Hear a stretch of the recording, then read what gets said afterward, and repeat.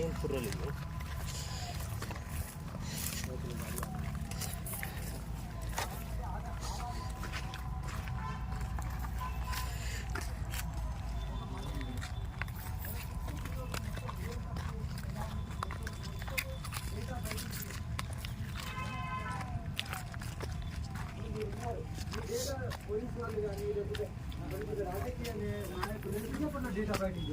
ఏం తప్పు చేశారు, ఎప్పుడు పుట్టారు, ఎక్కడ తీస్తే కదా డీటెయిల్స్ బయట పడతాయి. అలా తీసుకొని అంటున్నాను కదా.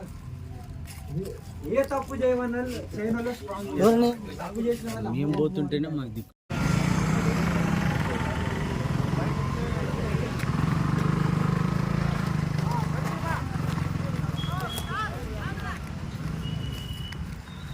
బాబు ఈ స్కూటీ ఎవరిదో తీయాలమ్మా ఇక్కడ.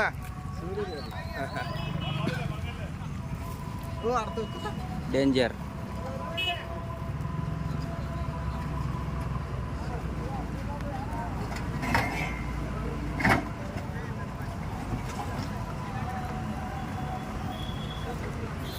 రాని రాని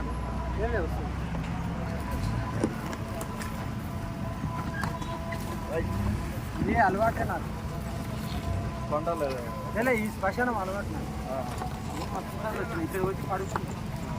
last month 1 week 1 month back కూడా ఇక్కడ వచ్చి పడుకున్నాను 1 డే.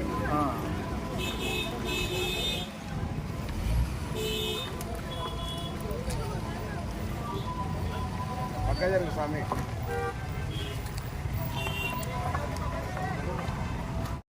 నాకు ఆయన అడిగాడు అంతే.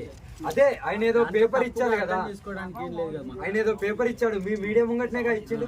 అది పట్టుకొని వచ్చి అమ్మవారికి ఇద్దాము అని ఇచ్చాడు. మనతో పాటు ఫాలో అవుతాడా అని అడిగాడు అంతే. నన్ను ఎవరు నన్ను ఫాలో అయితే నా అన్ని గుళ్ళ దగ్గరికి వస్తారు కదా. అదే అడిగాడమ్మా అంతే. నాకెవరు పియ్యలు గియ్యలు లేరు. ఉంటే మీరు మరి నిరూపించుకోండి. అంత ఏం లేదమ్మా. చివరి సంకల్పం మీకు సనాతన ధర్మం కాపాడడమే అంతే. సనాతన ధర్మం ప్రణాళిక ఏదైనా ఉందమ్మా? ఉంది.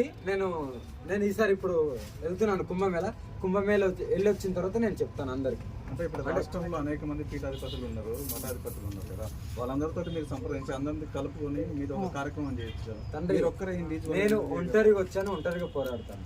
ఒకరితో కలవాలి, ఒకరి దగ్గరికి నేను వెళ్ళాలని కాదు. వాళ్ళు ఆహ్వానిస్తే వెళ్తాను, నా వంతు నేను చేస్తాను, వస్తాను తప్ప నేను ఒకరితో వెళ్ళాలి, నా వెనకాల 10 మంది ఉండాలని నేను ఎప్పుడు ఆశించాను. ఎందుకంటే నా తల్లి గర్భంలోకి వెళ్ళి వచ్చినప్పుడు ఎలా ఉన్నానో ఇదే ఇప్పుడు నేను కూర్చున్న కాటిలో అలాగే వెళ్తాను. కాబట్టి పరమశివుడు నాతో ఉన్నాడు, కాళీమాత ఉంది, నా గురువు గారి ఆశీస్సులు ఉన్నాయి, చాలు. నాకు ఎవరితోని నా వెనకాల రావాలి, నాకు ఇదంతా, నాకు అలాంటివి లేవు ఆశలు కూడా. ఎవరు వద్దు కూడా, ఎవరు నన్ను నమ్మద్దు, నా వెనకాల కూడా రావాలి. 2 రాష్ట్రాల ముఖ్యమంత్రులకు నువ్వు చెప్పేది ధర్మాన్ని కాపాడుకుందాం, ఆడపిల్లలని కాపాడుకుందాం, గోహత్యను ఆపుదాం, అందరం కలిసికట్టుగా పోరాడదాం. మీ వంతు మీరు చేయండి, నా వంతు నేను చేస్తాను. ఎవరి బాటలో వాళ్ళు నడుద్దాం. పరిస్థితులు బాగాలేవంటావా? కూడా వేరే ధర్మం వాళ్ళని నేను ఏదో కించపరిచినట్టు మాట్లాడను.